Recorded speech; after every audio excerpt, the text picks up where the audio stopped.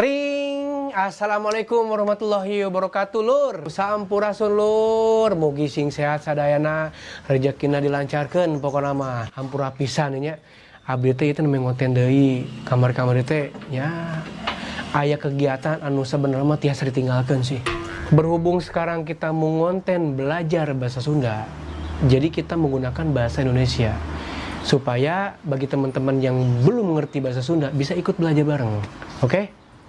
Oke lur, kita mulai ya. Pelajaran mendasar dalam sebuah bahasa itu bisa berupa daftar pertanyaan yang biasa digunakan dalam kaidah jurnalistik, yaitu 5W plus H.